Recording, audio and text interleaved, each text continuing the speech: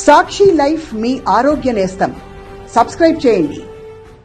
ఆకాశమంత ఎత్తున మన అంబేడ్కరుడు, అనగారిన వర్గాల ఆత్మ గౌరవ సూర్యుడు, భారత రాజ్య నిర్మాత అంబేడ్కర్ సామాజిక న్యాయ మహాశిల్పం ఆవిష్కృతం కానుంది. 206 అడుగుల భారీ విగ్రహం అంబేడ్కర్ స్మృతివనం పేరుతో విజయవాడ నగరానికి ప్రత్యేక ఆకర్షణగా నిలవనుంది. సాయంత్రం 6 గంటలకు సీఎం జగన్ విగ్రహాన్ని ఆవిష్కరించనున్నారు. ఈ విగ్రహాన్ని ఆవిష్కరించిన తర్వాత సామాజిక సమతా సంకల్ప సభను నిర్వహించనున్నారు. ఈ కార్యక్రమానికి రాష్ట్రం నలుమూలల నుంచి ప్రజలు విజయవాడకు తరలి వస్తున్నారు. కిందుకు సంబంధించిన తాజా సమాచారాన్ని మా కరెస్పాండెంట్ పోతురాజు విజయవాడ నుంచి అందిస్తారు. పోతురాజు, చెప్పండి, ఎట్లాంటి సందడి కనిపిస్తుంది? మరి కొన్ని క్షణాల్లో ఇంకో గంట 2 గంటల్లో ఈ కార్యక్రమం జరగబోతున్న నేపథ్యంలో ఎట్లాంటి స్పందన కనిపిస్తోంది అక్కడ వచ్చిన వారిలో?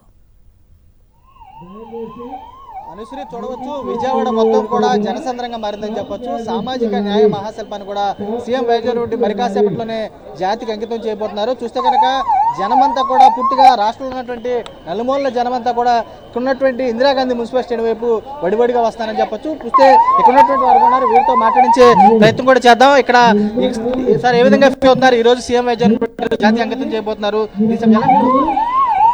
సామాజిక న్యాయం అనే పదానికి అర్థం తెలిపినటువంటి దివంగత మహానేత రాజశేఖర రెడ్డి గారు 10 అడుగులు ముందుకేస్తే 1000 అడుగులు ముందుకేసినటువంటి నేతగా మనం ఈరోజు మన ప్రీతమ ముఖ్యమంత్రి జగన్మోహన్ రెడ్డి గారిని చెప్పొచ్చు. ఎందుకంటే బడుగు బలహీన వర్గాలకి ఆశాజ్యోతి అని చాలా రోజుల నుంచి మనం వింటానే ఉన్నాం, చాలా మంది చెప్తానే ఉన్నారు.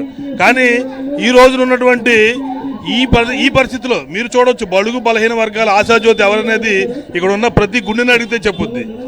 ఎందుకంటే జగన్మోహన్ రెడ్డి గారు వై ఏపీ నీడ్ జగన్ అనే దానికి వై ఏపీ నీడ్ జగన్ కాదండి, వై వీ నీడ్ జగన్ అనేది కొత్త స్లోగన్ మాది. ఎందుకంటే జగన్మోహన్ రెడ్డి గారికి కనుక మళ్ళీ మనకి ఎందుకు అవసరం అనేది ఇప్పటి వరకు జరిగింది మనం చూసాం. ఇక మన భవిష్యత్తులో, మన పిల్లల భవిష్యత్తులో, మన మునుమనుల భవిష్యత్తు ఎవరు కావాలనేది ఇవాళ నిర్ణయించుకోవాల్సినటువంటి బాధ్యత మన మీద ఉంది. ఆయన ముఖ్యమంత్రి కావడం ఆయన ఉద్దేశం కాదు. ఎలా అనిపిస్తుంది ఈరోజు గత పాలకులు ఎవరు చేస్తాన్నారు, చేయలేదు, ఈరోజు 125 అడుగుల విగ్రహం ఏర్పాటు చేయలేదు? అసలు ఇది చరిత్ర, ఒక భారతదేశ చరిత్రే కాదు, ప్రపంచ చరిత్రలో ఒక రాజ్యాంగం రచించినటువంటి రాజ్యాంగం. ఎందుకంటే రాజ్యాంగాన్ని అనుసరించే మనం బతకాలి.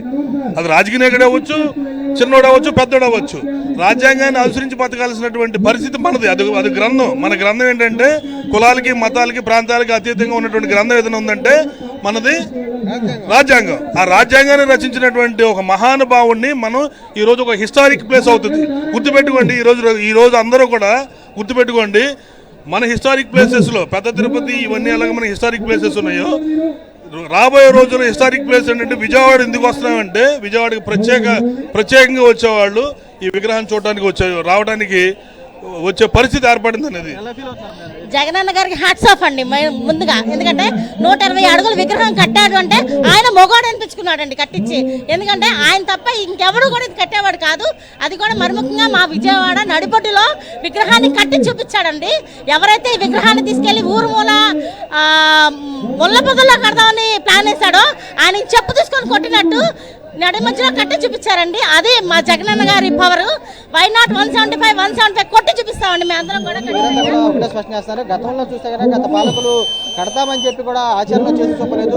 సీఎం వైఎస్ జగన్ కూడా ఆచరణలో చేసి చూపారని చెప్పి మీరు కూడా హర్ష వ్యక్తం చేసి కూడా కనబడుతుంది.